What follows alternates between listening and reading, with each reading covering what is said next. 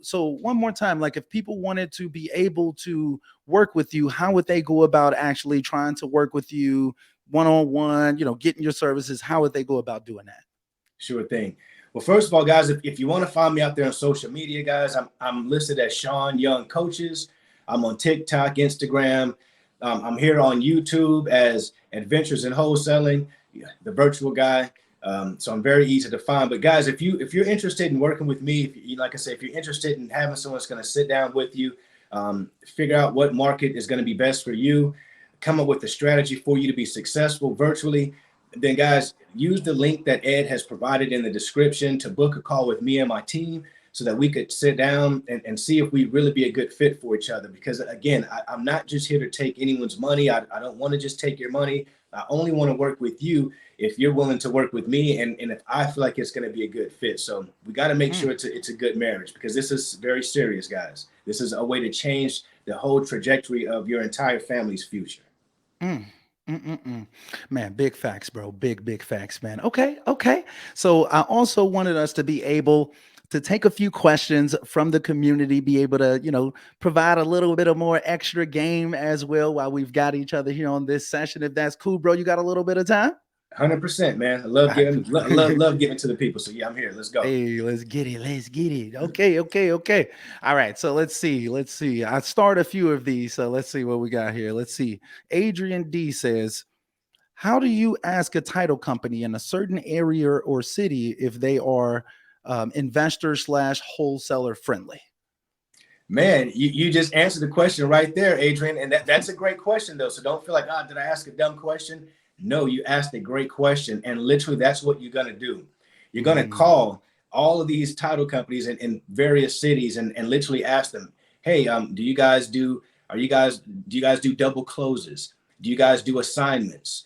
These are some of the questions that they'll be familiar with if that's what they do. If they're not investor friendly, they'll say, no, we don't do that. We only do traditional closes. So great question, Adrian. And those are the ways that you want to approach that. Ask them, do they do double closes or do they do assignments? Boom, boom. So yeah, the having title companies is going to be extremely important, y'all, in terms, especially when it comes to virtual wholesaling. You've got to know that these people aren't going to drop the ball on you, like once you actually, get the process started. Adrian D says thanks.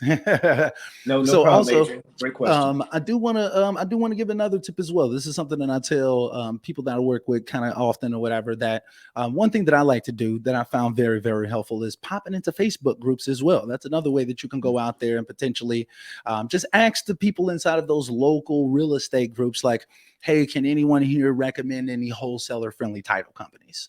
Boom. So at 100%. least you know what I'm saying, you may be able to weed out a little bit of the stuff, but still, just like Sean said, I would absolutely still call them. You have to still call them and ask them and make sure that they're wholesaler friendly and that they're familiar with double closings and assignment deals. 100%. Great And guys, question though, Adrian. yeah, Adrian, that's a great question. And anyone who actually signs up with my coaching through, watching me with Edwards, with Edwards video, with Ed Hayes here, you know what I'm saying? We know how to track that. So we'll know.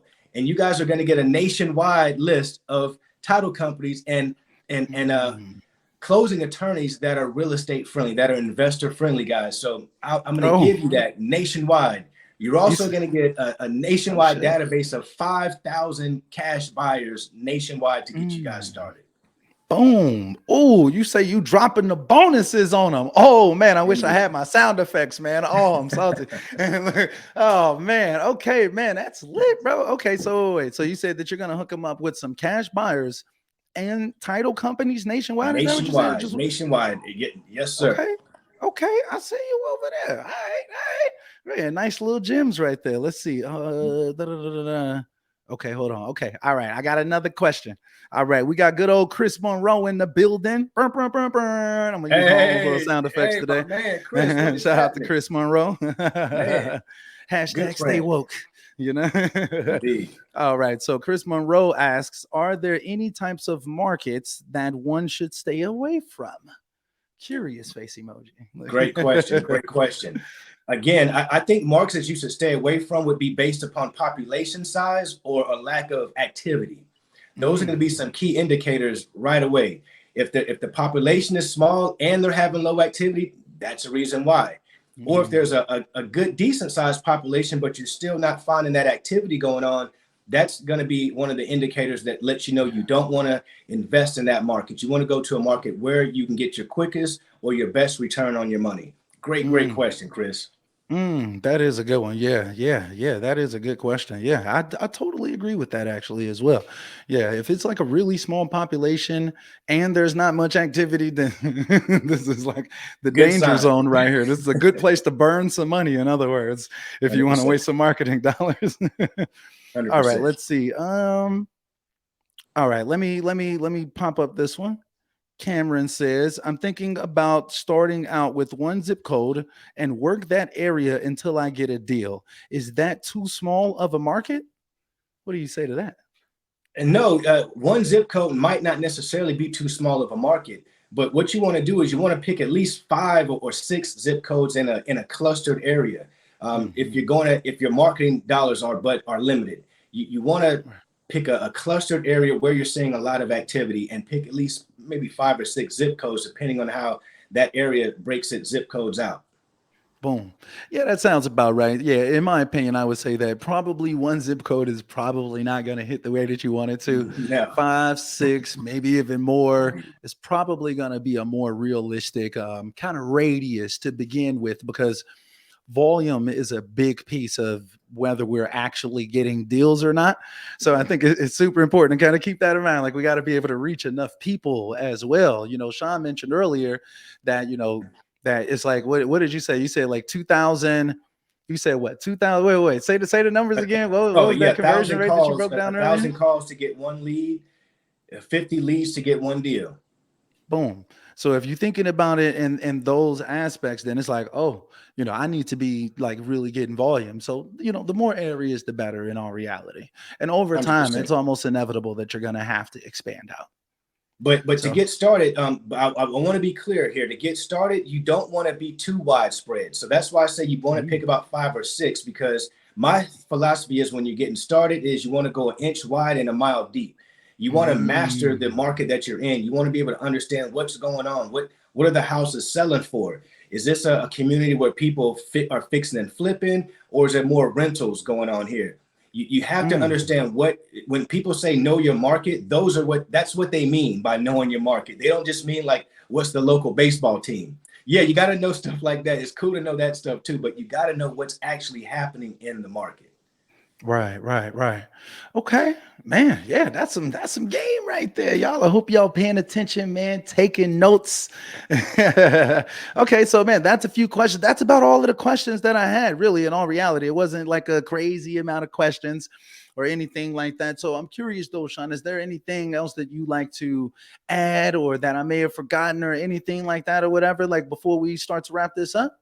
Sure, guys. One thing I just want to add before I get out of here, man, is you got to take massive imperfect action. Mhm. Don't overanalyze things. Don't feel like you have to be a master, at knowing the repair values. Don't get hung up on things, guys. Take action, fail your way forward, and learn as you go. If you're limited on your budget, guys, there's enough information out here if you're focused on where you're getting it from to help you. You literally don't have to pay for a coach, guys. But if you want to speed up your process, if you want to find someone who's been there, done that, find someone who's in a place where you're trying to be, then by all means, go out there and get your coach. But this starts with you, guys. This starts with you as an individual. Do not seek for help outside of yourself before you've first been willing to save and help yourself. You are the hero of your journey. Us as coaches, we're just guides. We're helpers. You're the hero of your journey, guys. Boom. Big facts. Big facts. For real. So actually, we've just had like a few more questions come in as well. So let's see what we've got here. Um, and I'm not sure if you want to comment on this or not or whatever, but Iris Williams asks, do you still recommend, Sean, do you still recommend Connected Investors? Connected Investors is a great company.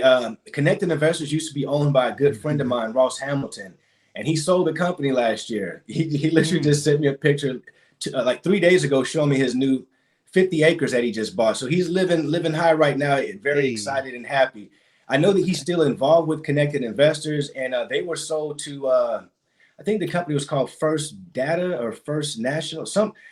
They were a big Right. data company, Right. and I Right. know Right. that they are very into to improving their product. They put a lot of energy and effort into continuously making sure that they're improving on that product. So Right. yes, I would still recommend Connected Investors for a number of reasons, because it's a space for people to connect. As it says, it's Connected Investors. That So is true. for Yeah. nothing less, the least you're going to do is make connections with other people who are Facts. like-minded in your market or in other markets. Boom. Shout out to Connected Investors, man. Shout out to Connected Yes, sir. Investors. Yes, All sir. right. So I'm not sure about this one. Let's see. What do we got here? Okay. Adrian says, do you have any recommendations for acquisition companies? Wow, man, I wish there was an acquisitions company out there, but acquisitions, guys, it can be a little tricky, because acquisitions is not necessarily lead generation. So I want to make sure that that's clear as well.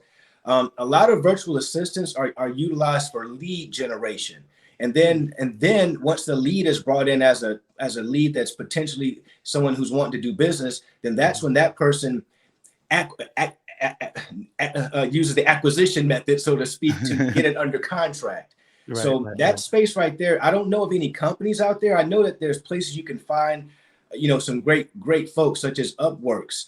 Um, Hmm. uh, you can go to Facebook and partner with other investors, or other investors that may not have the budget to do it on their own, and say, hey, are you willing to come in and work with me? I'll get the leads, you lock them up.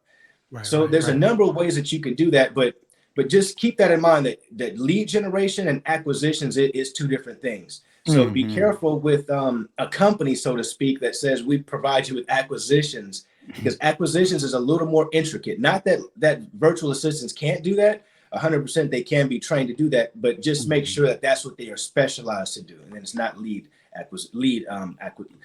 generation. Yeah, yeah, no, I get exactly what you're saying as well. Yeah, yeah. I have heard of like a couple little companies popping up, but nothing that I can recommend live on this session right now because I haven't actually vetted them Same, the myself. same. In Yes, terms sir. of like acquisition companies, I know that there's some sprinklings of some like starting to appear to try to service some of us wholesalers and investors. So, Adrian, we may not know it right now, but when I find out, trust and believe. I will be posting something. Trust and believe.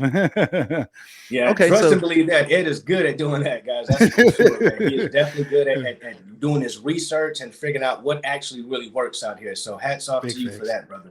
Yeah, big facts, bro. Hey, I appreciate it, bro. I appreciate it. Okay, so we just got like a few more here, bro. If you got a little bit more time or whatever, if you got a little bit more Sure, time, let's yeah. let's do it. Let's All do right, it. cool, cool, cool, cool, cool, cool. I don't want to take too much of your time. So let's see.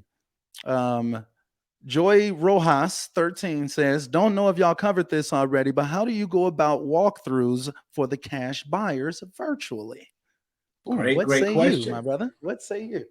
Great question. Well, one of the first relationships that you want to establish virtually are relationships with realtors. And the reason why is because they can be the ones that can facilitate your walkthroughs for you. That's if Mhm. anyone needs to even facilitate a walkthrough, because your seller might be able to leave you the VA, excuse me, the realtor might be needed for one purpose. That's to put a key into a lockbox and then get it when you say come pick it up. And that's what you really want to do. You don't really want to have anyone that's facilitating walkthroughs on a consistent basis. You want the Mm, sellers, excuse me, you want the cash buyers to be able to get in there on their own, take a look around and get back with you. Let them unaffected, unless you're I using a totally agree. strategy where, which is a little more advanced. It's a little more advanced strategy where you bring multiple buyers to the property all at once, and that's to of course to get a higher spread on your wholesale fee. But that's a little more advanced. Just on it from a Mhm. basic level, what you want to do is have a realtor that can go out there and facilitate the viewings or having the access to that property on your behalf, and just pay them a fee for doing that. It's not a commission or anything like that. You can literally negotiate a fee. Hey, are you willing to do this for me, and I'll pay you this amount of money? Hmm.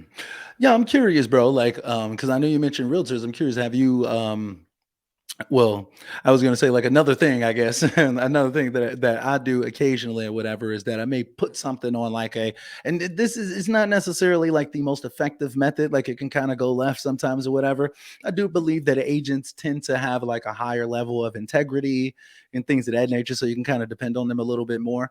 But another strategy that I've used before in the past as well is sending a contractor to the property to put a lockbox on the property, or like it's sometimes you may 100%. have to break the board down off the front door and stuff like that. So send a contractor over there, have them put on a lockbox. But to really answer your question, Joy, you really really really want to have a lockbox on that property. You don't want like people you Yes, want them to be able to go in there unfacilitated, basically, like Sean was saying. I think that's a really smart thing to be thinking of. It's not going to happen every single time like that, but in general, that's how you want to structure that.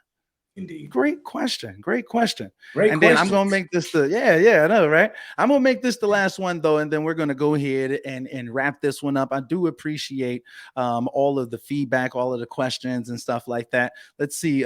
We've got one from Carrie. And yeah, well, maybe we'll make this the last one. Maybe two more. Maybe two more.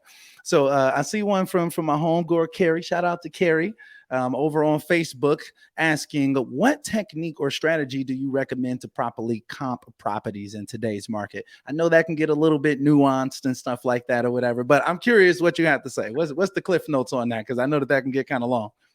Yeah, guys, that is there are situations where there's a formula that can be used, and it can be the 65% or the 70% formula. But guys, that can get you in a position where you'll miss out on a lot of opportunities, because what you really want to do is see what are properties selling for in a particular area. And there's a number of tools that can be used to do that. The tool that I use is PropStream. The tool that my team uses is PropStream. So you want to figure out what are properties selling for around your target property.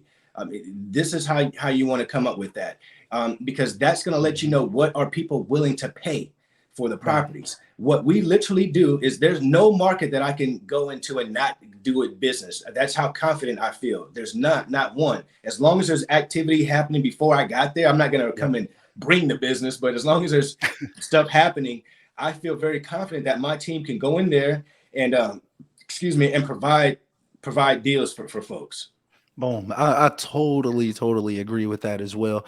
Like, honestly, like one thing that I've been saying recently is like, I try not to get bogged down in like equations and things of that nature, because sometimes it's just not going to work, especially with the economic Right. uncertainty that we have going on right now. I would more so pop into a place like, hold on.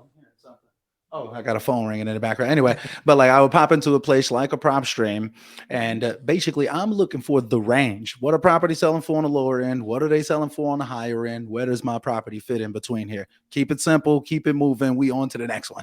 That's typically how I'm personally thinking about it. I'm not trying to get too bogged down. I like to think very, very practically about these deals.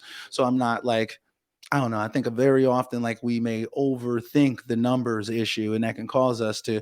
But don't get me wrong, you want to think about it enough to come up with accurate numbers. But I also use PropStream very, very often. It's like my most common thing that I'm going to be using for comps.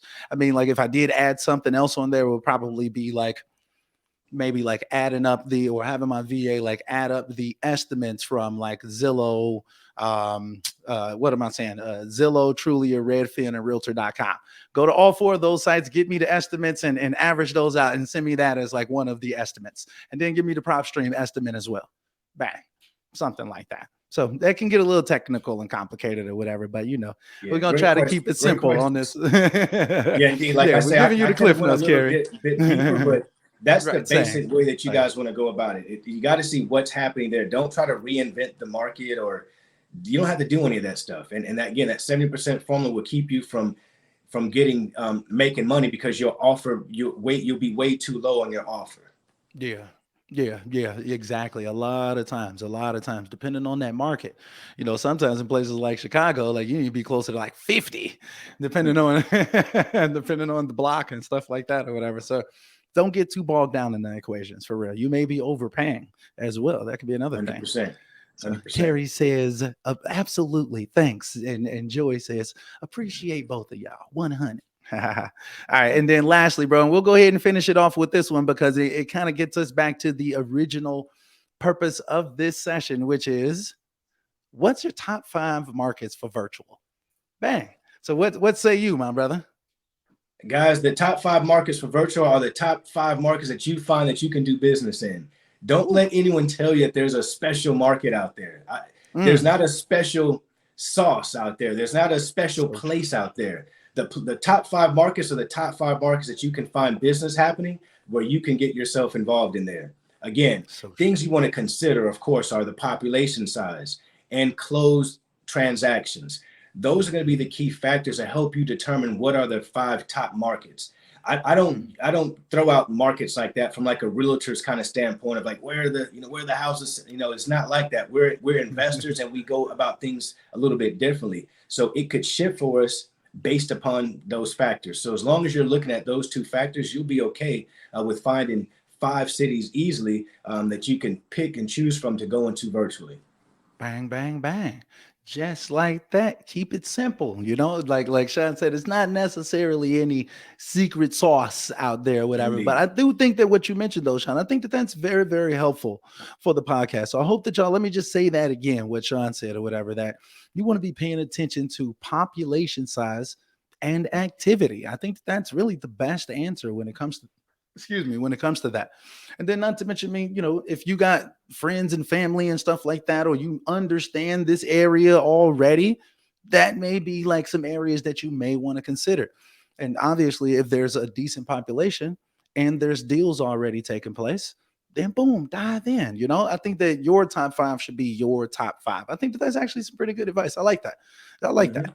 Okay. So, man, guys, look, we've been on here for about an hour, man. I think we're going to go ahead and start the process of wrapping this up. But, man, look, my man, Sean, man, you've been out here dropping some gems for the community, bro. I definitely appreciate you coming on. I've really, really been looking forward to this session. So, we can talk virtual wholesale and do this first live episode of the Wholesaling Mastermind podcast, man. I hope that y'all really, really appreciate this one. This is like the inaugural, like the inaugural interview for the podcast, man. Like live, that is. So I really, really appreciate it. And man, bro, once again, guys, also once again, if you all want to work with my guy Sean, and he's also dropped some bonuses for you as well, which was what was it, bro? It was 5,000 title companies and how many 5,000 buyers? nationwide cash buyers and nationwide title companies with closing attorneys and title companies nationwide in every state. Bang, look, he's got the bonuses for y'all. You know what I'm saying? Look, if y'all are interested, guys, there's going to be a link in the description of this video, and I'll probably pin it to the comments as well once we're done with this session or whatever. So just be on the lookout, guys. Man, I really appreciate all of you all for coming out here, asking some great questions, commenting into the chat and stuff like that, man. This has been a great one. So, This has been fun, man.